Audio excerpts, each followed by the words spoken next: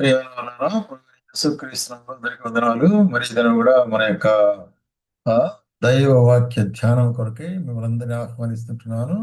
మరి మన యొక్క ధ్యాన వాక్య భాగము ఆ, పరిశుద్ధ గ్రంథంలో నుంచి కీర్తనల గ్రంథము మొదటి అధ్యాయం 3వ వచనం. కీర్తనల గ్రంథము మొదటి అధ్యాయం మొదటి 3 వచనాలు చదువుతానండి. దుష్టుల ఆలోచన చొప్పు నడవక, పాపుల మార్గం నిలువక, అపహాసకులు కూర్చుండు చోట కూర్చుండక, యెహోవా ధర్మశాస్త్రమును ఆనందించుచు దివారాత్రము దాన్ని ధ్యానించువాడు ధన్యుడు. అతడు నీటి కాలువల ఓరను నాటబడినదై ఆకు వాడక తన కాలమందు చెట్టు వలె ఉండును. అతడు చేనుదంతయు సఫలమగును. కాబట్టి ఇక్కడ కీర్తనకర్త ప్రారంభంలో ఏం చెప్తుంటున్నాడంటే, మరి ఏ విధంగా దేవుని మరి నమ్మిన వారికి ఆయన సహాయం చేసేవాడు ఉంటున్నాడు. దుష్టులు అపహాసకులైతే, పాపులైతే వారు ఎట్లాగా దేవుని సముఖంలో నిలవలేకపోతుంటారు చూస్తాం. కాబట్టి 3వ వచనంలో విశేషంగా ఏం చూస్తున్నాం అంటే, అతడు నీటి కాలువ, ఎవరు? యెహోవా ధర్మశాస్త్రం ఆనందించు, యెహోవా వాక్యం ఆనందిస్తూ, యెహోవా ఆజ్ఞలందు ఆనందించు. ఆ యొక్క ధ్యానం కలిగిన వారికి ఎట్లా ఉంటాడు? నీటి కాలువ ఎవరు నాటబడినది ఆకు వాడక తన కాలమందు ఫలమిచ్చు చెట్టు వలె ఉండును. కాబట్టి ఆకు వాడిపోదన్నమాట.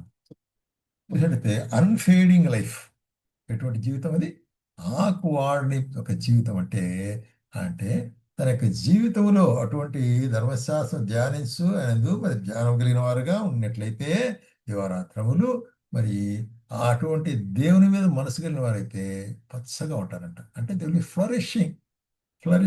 కాబట్టి ఇక్కడ వాడిపోయేదానికి ఆస్కారం లేదు. ఎందుకంటే అక్కడ కంటిన్యూస్గా దానికి నీరు కలుగుతున్నది. నీరు అనేటువంటిది దేవుని వాక్యానికి సాదృశ్యం ఉంటుంది. కాబట్టి దేవుని వాక్యం అనే నీరును మన జీవితాల్లో ప్రవేశించినట్లయితే దినదినము ఆ నీటి ద్వారా మనం ఏమవుతాం, మనకి జీవితాలు పచ్చగా మారుతాయి. అంటే ఫ్లరిషింగ్ ఉంటాయి అన్నమాట. అది కొరకే ఇక్కడ అంటాడు 52వ కీర్తనలో ఒక మాట చెప్తుంటున్నాడు. 52వ కీర్తన 8వ వచనంలో ఇక్కడ ఏం చెప్తున్నాడంటే, నేనైతే దేవుని మందిరంలో పచ్చని ఒలివ చెట్టు వలె ఉన్నాను, నిత్యము దేవుని కృప యందు నమ్మిక ఉంచున్నాను. కాబట్టి నేనైతే అంటాడు. ఆ? దాని పైభాగం చూసినట్లయితే ధనవృద్ధి చేసుకునే వాళ్ళు, దుష్టులు దుర్మార్గులు అయితే నశించే వాళ్ళు ఉంటారు. అయితే మరి వారిని చూసినప్పుడు ఎంతో పరిహాసం కనిపిస్తారు. అయితే నేనైతే ఏం చేస్తాను?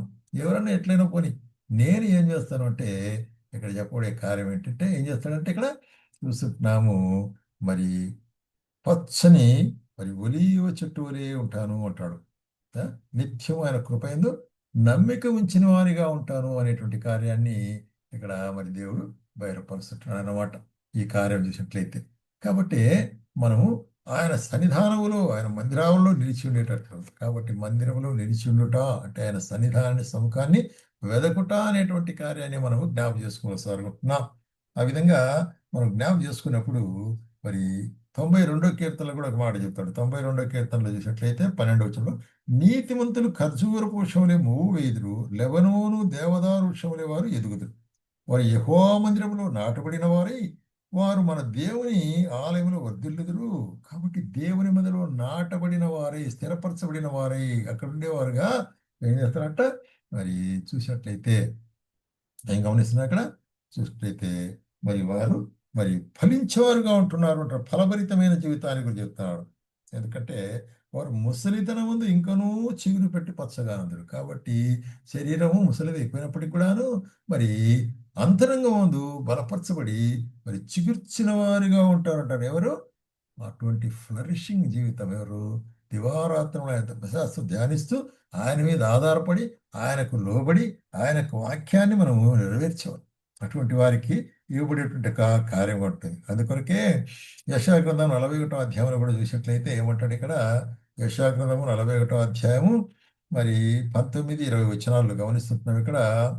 చెట్టు లేని మెట్టల మీద నేను నదులను పారజేసేదను, లోయల మధ్యలో ఊటలను ఉకచేసేదను, అరణ్యమును నీటిమడుగుగాను, ఎండిన నేలను నీటిబొగ్గుగా చేసేదను. కాబట్టి నేను ఇటువంటి కార్యం చేస్తున్నాడు కాబట్టి సర్వశక్తివంతమైన దేవుణ్ణి అని దేవుడికి నిరూపిస్తుంటున్నాడు. ఎందుకంటే ఎండిన చోట, అరణ్యములో మరి ఎండిన నేలలో అక్కడ ఫలభరితంగా చేస్తానంటే అది మనుషులకు అసాధ్యం. దేవుడు మాత్రమే దాన్ని చేయగలడు. కాబట్టి మన జీవితాలు ఎండిపోయినట్టుగా ఎండిపోయి మోడుబారిన జీవితాలు మరి చూసినట్లయితే ఆ ఎట్లా ఉంటున్నామంటే మనము చూస్తే అరణ్యం మాదిరిగా ఉంటున్నాం, ఎండిపోయిన అరణ్యం మాదిరిగా అడవిలో ఉన్నట్టుంటుంది మన హృదయం చూసినట్లయితే. అయితే దేవుడు ఏం చెప్తున్నాడు? దాన్ని నేను పచ్చటి యొక్క మరి విషయాలుగా నేలలుగా మారుస్తాను అంటున్నాడు కదా. 20 వచనంలో, నేను అరణ్యంలో దేవదారు వృక్షమును, తుమ్మ చెట్లను, గొంజి చెట్లను, తైల వృక్షమును నాటి అడవిలో తమాల వృక్షమును, సరళ వృక్షమును, నేరేడు వృక్షమును నాటెదను. కాబట్టి అడవి వంటి జీవితంలో దేవుడు ఏం చేస్తున్నట్టు? ఈ విల్లే ప్లాంట్ ద గ్రీన్ ట్రీస్ అంటే ఏంటి అర్థము? అన్ఫేడింగ్ లైఫ్ యూ విల్ గివ్. కాబట్టి వాడవారునికి జీవితాన్ని ఆయన మనకు అనుగ్రహిస్తానంటున్నాడు. ఎప్పుడు? ఆయన సన్నిధానంలో మనం మరి ఆయన ధర్మశాస్త్రం ధ్యానించి దివారాత్రంలో ధ్యానించినప్పుడు. అందుకొరకు ఆ, మరి చూస్తుంటున్నాం ఇక్కడ ఆ, ఇర్మియా గ్రంథము 17వ అధ్యాయంలో మనం చూస్తాం. ఇర్మియా గ్రంథము 17వ అధ్యాయము 8వ వచనంలో చూస్తున్నాం.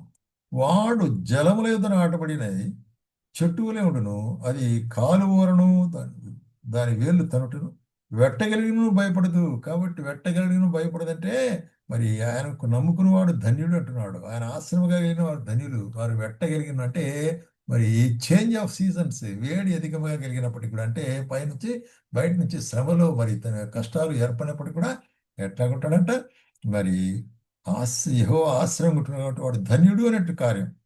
మరి ఎంత కష్టాలు వచ్చినప్పుడు కూడా కాలవోరన దాని వేళ్ళు తనుట, వెట్ట కలిగినను దాని భయపడదు.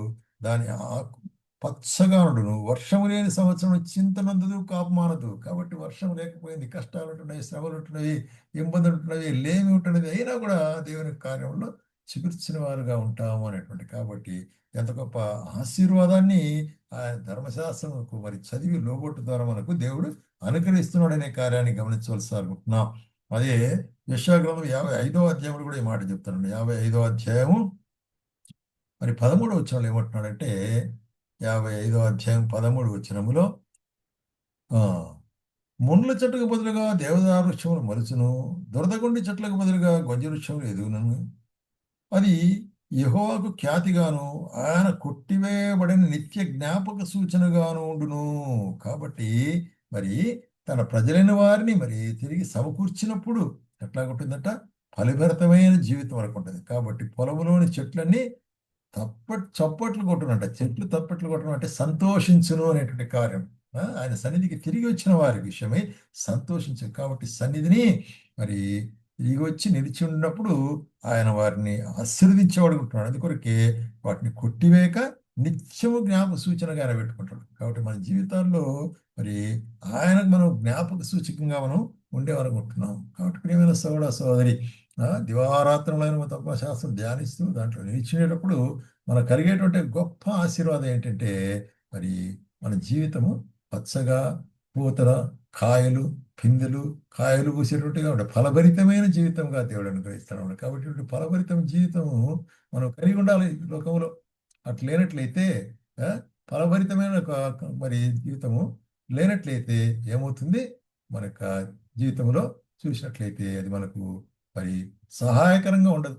కాబట్టి మనకు జీవితం ఎట్లా ఉండాలా? ఫలభరితమైన జీవితముగా ఉండాలా అనేటువంటి కార్యాన్ని మనం చూస్తుంటున్నాం. కాబట్టి ఆ విధంగా ఉండేదానికి ప్రభు మనకు సహాయం చేయనుగాక అనేటి కార్యం మనం ఆలోచించుకుందాం.